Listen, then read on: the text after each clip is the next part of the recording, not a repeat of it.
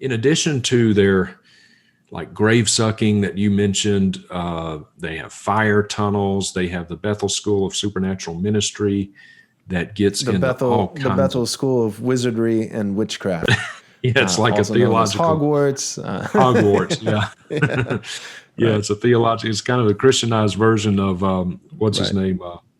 Harry Potter. Yeah, Harry Potter. There you go. I got you. Yeah. So, but they also have a very low view of Christ. Their Christology is very errant. They get into the kenosis, the belief that Jesus completely divested himself of deity while he was on earth. And why, real quick, why do they do that, Justin? Because you and I both know there's a really specific reason why they want to, if we could speak to their intentions, not just what they do, but why they do it. There's a really specific reason why they want this Jesus who has to ask for certain people's forgiveness, which absolutely is blasphemous, or this Jesus who completely empties himself, divests himself of his divinity, and this emphasis on the kenosis. What is their intent? What are they trying to accomplish by kind of getting Jesus small, making him small? Yeah. Well, they make Jesus small because they want to make man big. And they believe that if you are a Christian, then you stand on equal footing with Christ, that you have all the rights, all the privileges of Jesus. You can do greater works than these, which they totally take out of context. You're just like Jesus. You have all the authority. You have all the power that he did. So in fact, I don't have it in front of me, so I might not get this 100% a direct quote, but it's going to be real close if it's not. Bill Johnson has said that Jesus is the most normal Christian who ever lived. The most normal Christian who ever lived. So, if you're a Christian, hey, you're just like Jesus. Right. All the rights, all the privileges. So they have to knock him down to elevate us to be on the same plane as he is. And specifically with the supernatural, with the gifts of the Spirit, like Jesus, the most normal.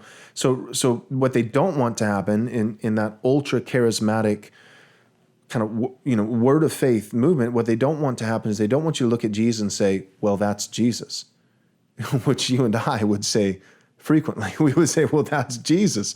But that's what they don't want to happen. They don't want people, in their mind, they would be thinking, if anyone who's saying, well, that was Jesus, is making, in their mind, an excuse. And so when they say the most normal life, that's really intentional language Bill Johnson is using.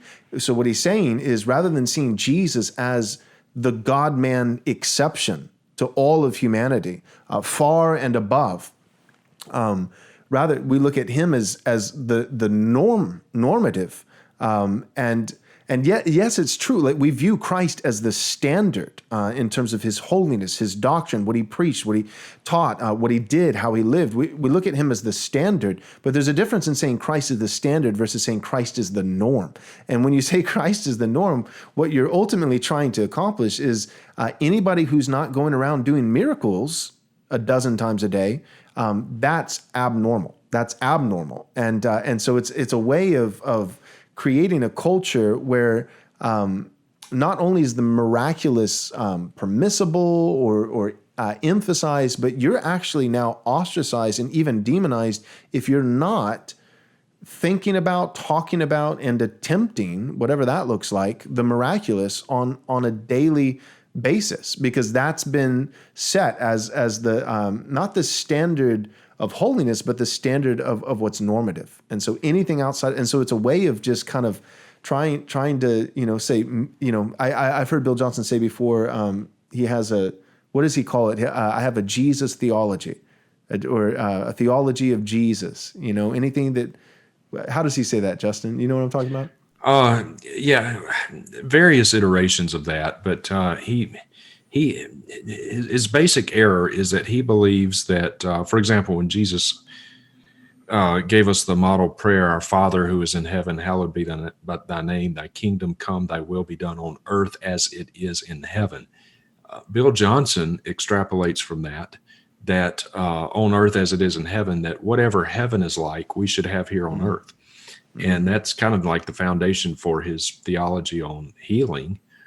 He says there, in fact, I have this in my seminar. He said, there's no cancer in heaven. There should be no cancer here on earth, even though his own wife has cancer. I don't know the status of it. Benny Johnson was diagnosed with cancer several years ago. I don't know what the status of it is now. I mean, she's still alive. I know that, but anyway, he says there's no cancer in heaven. There should be no cancer on earth. There's no sickness up in heaven. There should be no sickness on earth. And he says this as he's wearing eyeglasses. Right. And I thought, it's like, okay, there's no eyeglasses in heaven either, but yet you got a pair of them sitting on your nose right now. Not you, but I mean, you do, but Bill Johnson does. I do. But I mean, so you see how quickly it breaks down. So it's this over-realized eschatology. Yeah. Over-realized eschatology. They believe that everything that we are promised in the eschaton should be realized here and now. And that's just not true. And I might also point out that there is no marriage in heaven either. Right. When you get to heaven, you're not going to be married to your wife. When I get to heaven, I'm not going to be married to Kathy. And yet he's married to Benny. Right. So I mean, you see how quickly he's not living in a very heavenly manner. So no, you're right. It breaks down very quickly, and it's sad because you're right. It's an over-realized eschatology, but it's also a truncated over-realized eschatology because it's all focused. So much of it is focused on physical health, and wealth, but especially with Bethel, physical health, where it's like, man, in the new heavens and the new earth, when we are there, there's a lot more going on besides just health. Yes, we will be healthy. Yes, we will be made physically whole. We'll have glorified bodies that will never grow weary and die. But there's a whole lot more. It's the increase of his kingdom. There shall be no end. It's the perfect rule and reign of Christ. It's not just everyone's healthy. It's also there's no Joe Biden. There's no abortion. There's no there's a lot of other great things that we could speak of with this with the new heavens and the new earth. And yet theirs it's an over-realized eschatology, but also a very truncated, narrow eschatology that really only focuses on a couple elements and makes it as though it's the end all be all. So. Right. The object of heaven, the object of they don't lift up Christ. In fact, we were just talking about how they demote Christ. So I tell people often, when I think about heaven, what captures my heart, what captures my attention, what captures my affections when I think about heaven is not being rid of my crutches. I think you can see one of them in the background right there. Not being rid of my crutches. I don't ever think about why. Yeah, I think I could just about say I don't ever think about that. I know it will be a reality, but it's not what captures my thoughts. What captures my thoughts is that I will be in the presence of Christ, knowing him fully, being able to worship him, unencumbered by sin, being in awe of his person for all of eternity. That is what I think about. Not streets of gold and supposed mansions, which is an unfortunate rendering in the King James, but that's another subject matter. Not that kind of stuff. Not having heaven as a big family reunion or all these things. All right. Stop twisting my arm. I know you want to hear the inside scoop. Here it is, the glorious vision of Right Response Ministries for the first half of next year, 2023. We have not one, not two, but three massive endeavors that we will accomplish by the grace of God. The first you already know about. It's our Theonomy and Postmillennialism conference. This is selling out incredibly fast. By the time this commercial airs, you may not even be able to get a ticket. I really don't know. So don't waste another moment. Go to rightresponseconference.com, rightresponseconference.com to join us for the Theonomy and Postmillennialism conference next year. Now, this is where you come in. We need your help. Our next two endeavors are, number one, a documentary-style film, and number two, a brand new studio. Both of these things are seeking to accomplish one primary goal, which is excellent, high-quality, glorious Christian media.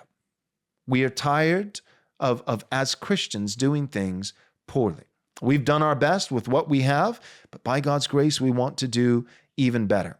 This is not going to be just another video. This is not going to be a sermon or an interview or a podcast, but we're going to make a documentary style film. And we're going to be hiring Nathan Anderson, the director of On Earth as It Is in Heaven, a very, very successful postmillennialism documentary that's on Amazon and YouTube, came out a couple years ago. He's going to be flying in from Chile to help us direct this film. And our documentary is going to be on postmillennialism and theonomy, why it's biblically valid, why it's absolutely necessary, and why, by the grace of God, theonomy and postmillennialism are currently on the rise. So we're going to make this film, and we need your support. And not just this film, but we're going to make all of our videos and podcasting and everything we do here at Right Response Ministries better. We want to achieve the highest level of quality and Christian excellence that we possibly can. That's where the new studio comes in. This new film, our date that we're shooting for is that it would be complete and publicly available in May or June of 2023, next year. The studio, our goal is that it would be completely done in its construction and the equipment and the setup and the stage and everything by January, February of 2023 next year. We need your prayers. We need your encouragement. And for those of you who are willing to do so, we need your generous support. You can give towards these endeavors by going to rightresponseministries.com/donate. Again, that's rightresponseministries.com/donate. Thank you so much for all your help. God bless.